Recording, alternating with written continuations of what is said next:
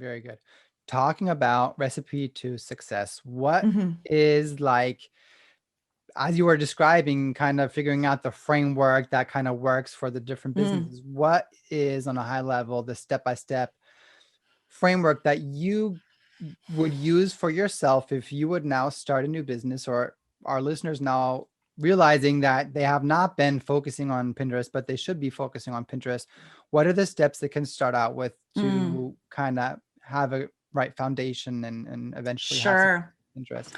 Beautiful question. I feel like I've spent years perfecting this, and this is really a crucial aspect of my signature framework, Pin Potential, which is my Pinterest marketing membership. And so what I noticed is that people always, they get really excited. I'm sure your audience, like listening right now, is like, oh, this is amazing. We should be using it. They're all Right. going back to their marketing teams or going Right. back to the kitchen table and like, okay, well, how can we leverage Pinterest? Right. We're really excited. Exactly. And I love that, right? That enthusiasm, that excitement.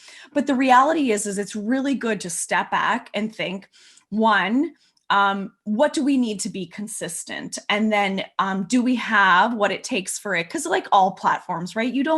It's good to be, in different places and reach different people, but you want to make sure when you do show up that you're going to be able to show up consistently, Mhm. because that's when you're going to get the best results. So through my framework, I have created a 9-step program that really relies on three core pillars. So Mhm. the first pillar is to captivate. So this is where I really go over and teach how to create content that your audience actually wants, and Mhm. then how do you translate that content. So just to give some ideas to the people watching, do you have a podcast?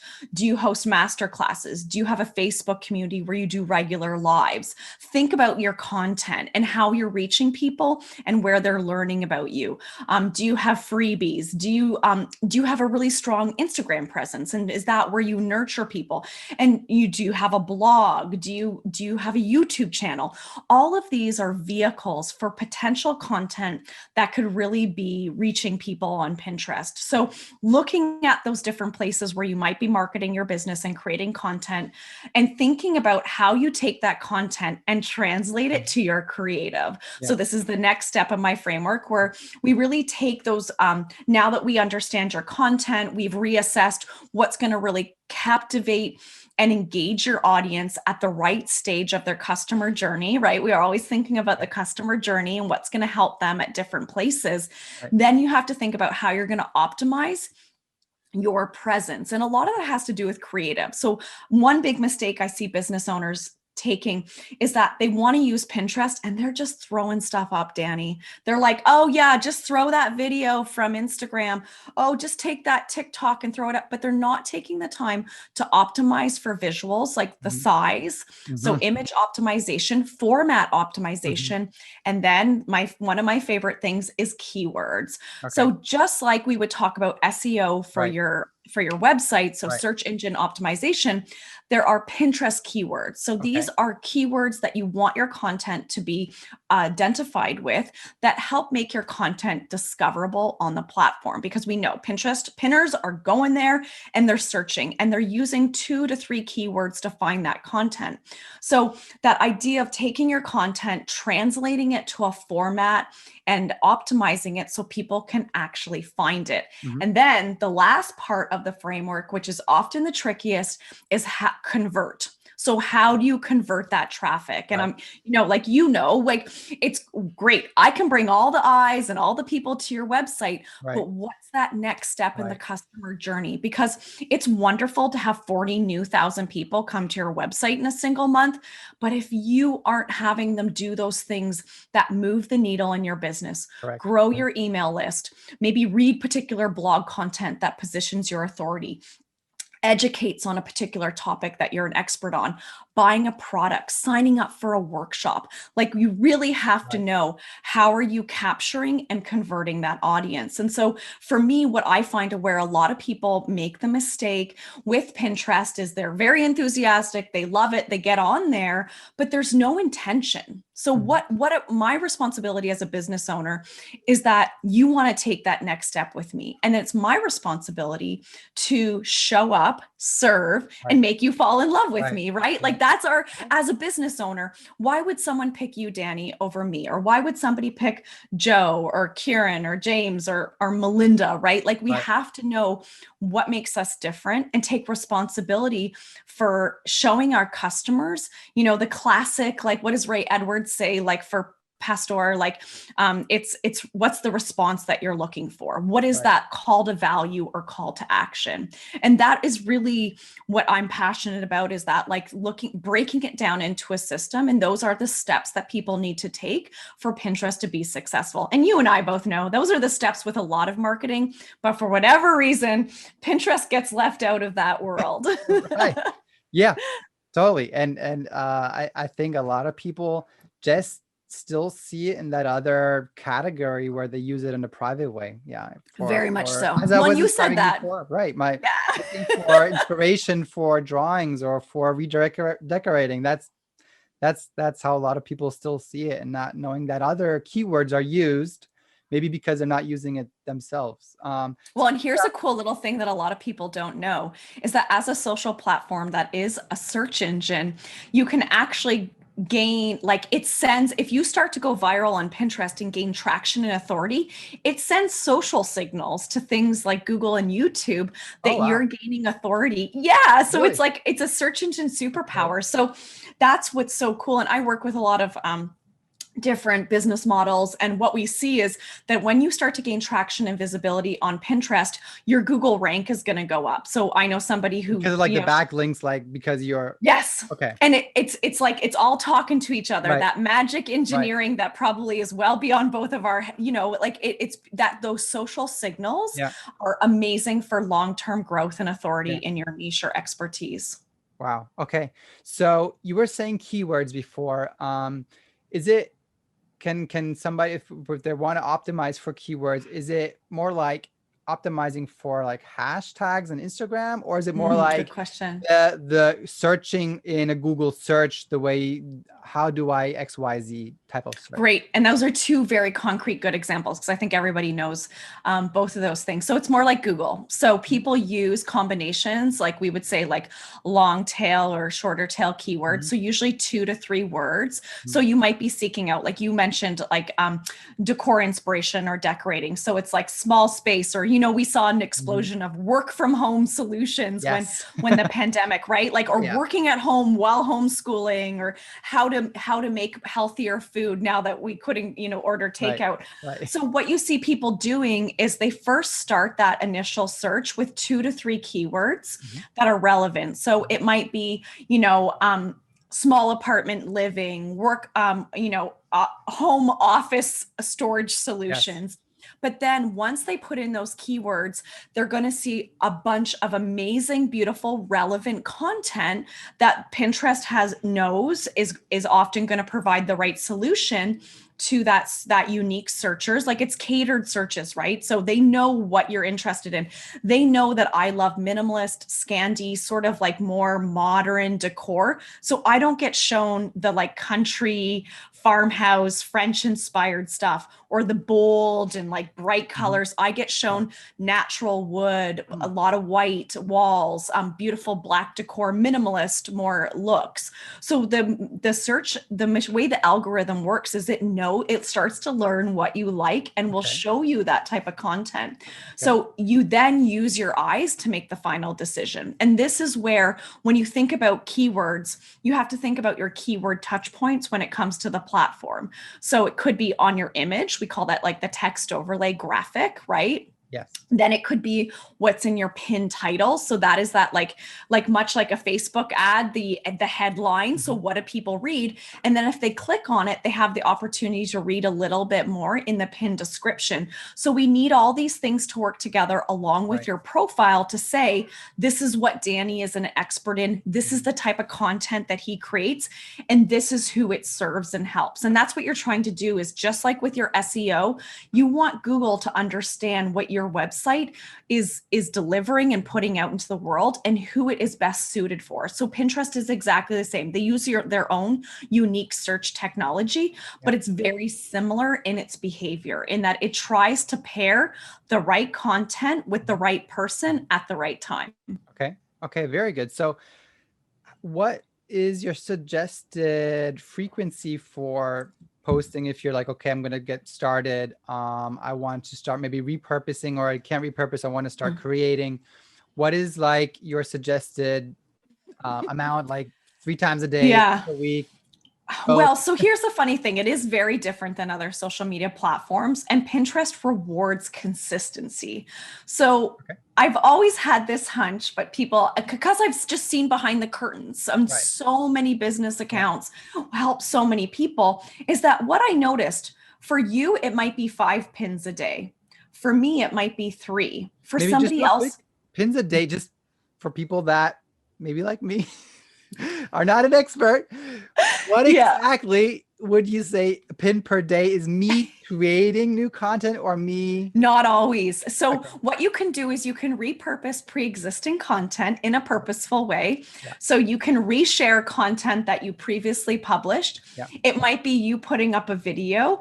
We do know that Pinterest does. I'm laughing because I like, see, even myself, I need to take my own advice, is that I just assume you know what I mean. But it's such a I'd ask as a because business coach. Maybe I'm not the only one that knows this. Listen, and I'm a business coach. I should know, right? Bring it back, Megan. Bring it back. Okay, go to basics. So when we talk about content, Pinterest thrives when you can contribute new content, whether that's an Instagram post, repurposing a video, sharing a YouTube video, sharing a new blog post, new product, or landing page. But it doesn't mind if you share pre-existing content that is relevant. Now, you don't want to be engaged in repetitive spamming, like the same way you wouldn't post the same content to Instagram 6 posts in a row. But hey, if you shared something 2 months ago and you could like maybe create a new visual that links to a pre-existing blog post, like I create a lot of blog content that's evergreen, how to grow your email list, how to repurpose your Instagram content on Pinterest, how to get more out of video, how to use story pins. So the reality is that what I'm doing is I have a machine or a methodology for in a very, I don't know if this will resonate with you. I'm not a quilter, but somebody said to me, well, Megan, can you give me an example of what you mean by using older content and then new content? And if you know anyone, and if you just look up how to quilt, they sometimes will use like 5 different colors. And when they create the pattern, they don't want the blue beside the red. So blue might be your new content. Red might be something from 2 years ago. So what you want it to be is this beautiful mosaic of colors, but you don't have the same color beside each other. So that when I say color, I mean like piece of content. So you're magically creating this, like, using older content that is still evergreen. It's helpful. It's going to help reach people. Then you're sewing in the new content and you're curating your expertise and resources and content to serve your ideal customer, so that they're going to come to your account and be like, oh my God, Danny has so much amazing content that's helping me, that's learning, that's going to teach me things, inspire me, help me take that next step in my journey as a business owner in learning about X, Y, or Z. So when we talk about the number of pins, we used to talk a lot about you should be pinning 15 items a day, some of your own, some of other. But what we know now, leaving 2020 behind us, going into 2021, is that Pinterest wants you to focus mostly on your own content and focus on quality over quantity. And so some people will say, yeah, Megan, but how many pins? So the thing is that the algorithm, Danny, is so smart, is it learns the individual definition of consistent for you. So that might be 2 pins on Monday, 2 pins on Wednesday, 2 pins on Friday. And Pinterest will learn that that is the definition of consistent for your account.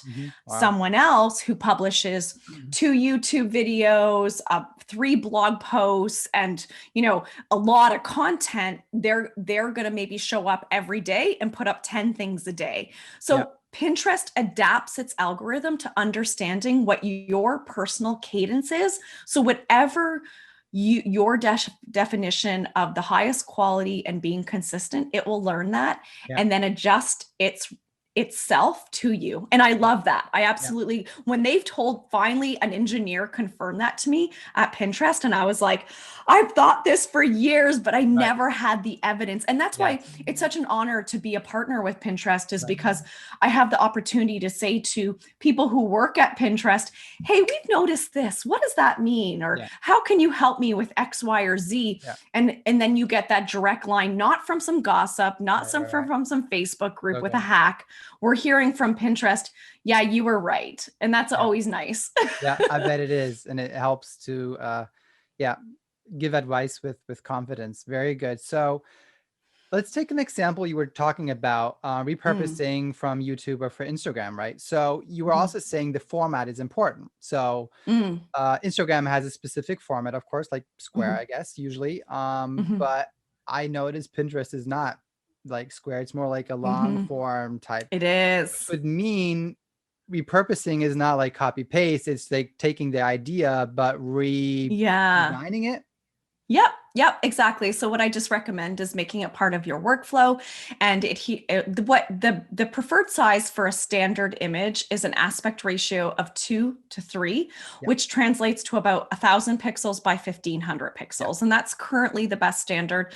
Now, video content can be a little bit different. We're finding 9:16. So the same sizing as TikTok videos or Instagram stories or reels are doing really, really well.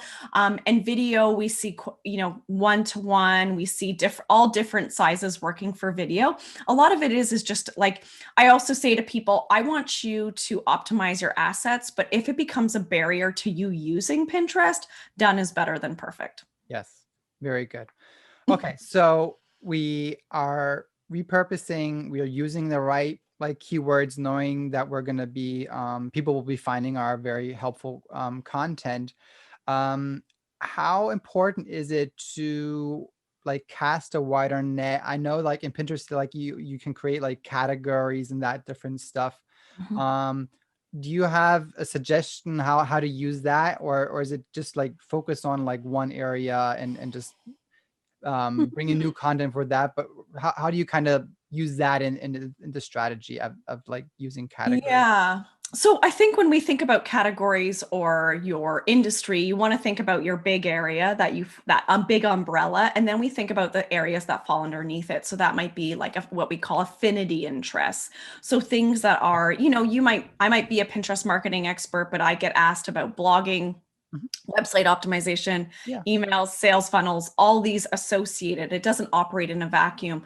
So what you want to think about is how you could create an account that is curated in a way that attracts your ideal customer and aids them in those your main interests. And so I blog a lot about marketing, Pinterest marketing strategy, and I tend to focus more on the strategy side of things than focusing on the how do I add a pin, right? Like I don't want those big, like I don't mind, I'll answer those questions, but I'm looking for the people who want to turn it into money. They want to grow, they're serious, they're a little bit more mature in their business models, they have that like bigger understanding. So I avoid that beginner language. And I don't, I'm looking at people who are interested in learning how to use Pinterest ads, how to create a sales funnel, how to get more strategic and take it to the next level. So I have created topics that are of interest to people from that touch point, but it depends, right? So I sometimes get people who are like, well, I'm a business coach for VAs,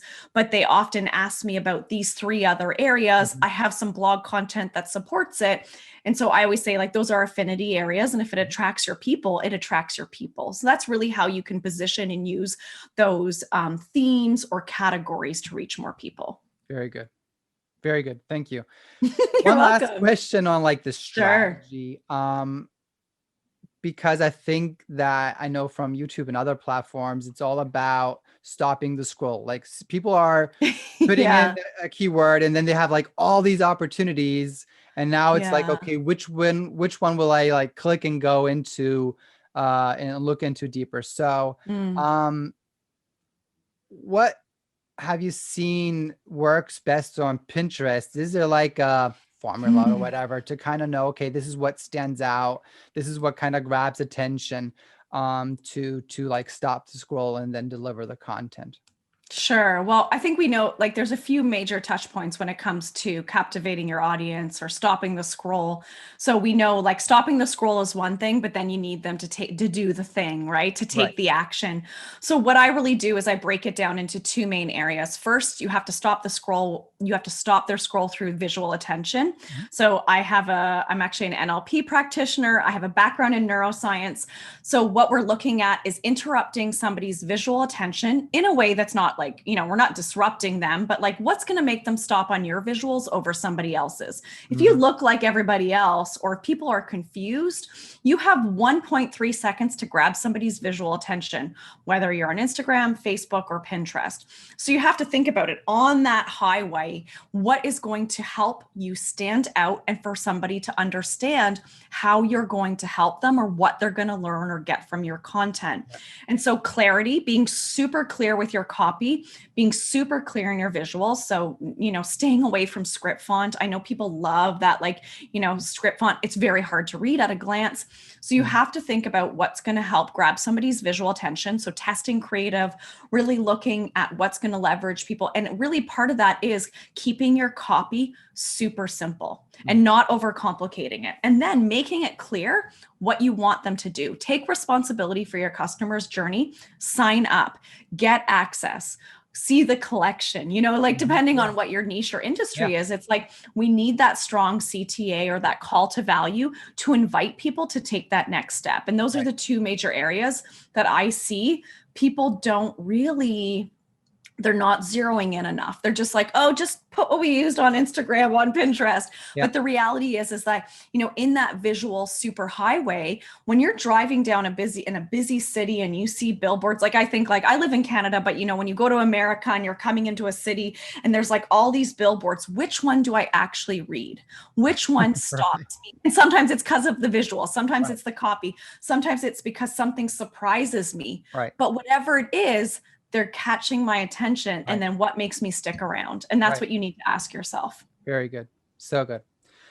I think that was very, yeah, I think that's very helpful because I mean that you can have amazing value behind it, but if nobody's gonna take that first step, nobody's Yeah. gonna see the value Right. behind And it. how, Danny, like how many people do you know that who have done that, who have phenomenal content and Right. then it kind of just like underwhelms, right? Like they're just not, it's confusing, it's overcomplicated, the visuals don't translate Right. well. Right. Right. So good. So maybe if somebody gets started on the advice and on the strategy we're Mhm. just describing, maybe is there like a typical pitfall mistake you see a lot of people making where you can Mm. already kind of advise them not to make and maybe to Sure.